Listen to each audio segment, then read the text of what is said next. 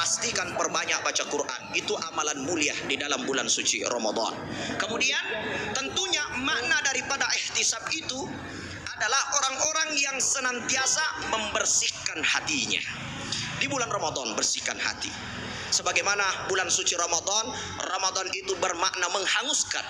Ya, apa yang dihanguskan? Menghanguskan dosa, ya, menghanguskan segala kemaksiatan, menghanguskan segala hati-hati yang dengki.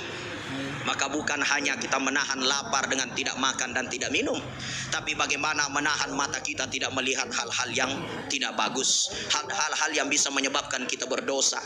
Telinga kita dibuatlah berpuasa, pikiran kita dibuatlah berpuasa. Sentralnya adalah hati kita.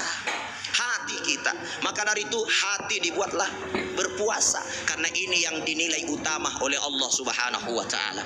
Maka dari itu banyak orang, Pak, melaksanakan amal ibadah yang banyak. Oh, banyak amalnya. Ibu-ibu, woi, tahajudnya setiap malam, baca Qur'annya banyak, akan tetapi bisa saja dia tidak mendapatkan pahala apa-apa. Kenapa? Karena hatinya tidak berpuasa.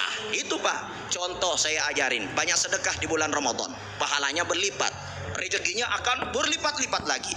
Maka dia bersedekah, belikan baju baru Ustadz, imam tarwih. Kemudian dipakailah Pak Imam untuk sholat. Kemudian dia bilang sama teman-temannya, coba lihat itu Ustadz, bagus nggak bajunya? Oh, bagus sekali, saya yang belikan itu gratis.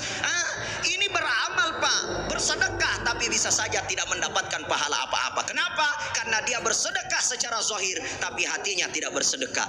Puasa pun demikian, ada orang berpuasa secara zahir, tidak makan, tidak minum, tapi hatinya tidak dipuasakan, maka ia tidak mendapatkan apa-apa. Maka mulai dari sentralnya, karena inilah yang ditatap oleh Allah Subhanahu wa taala.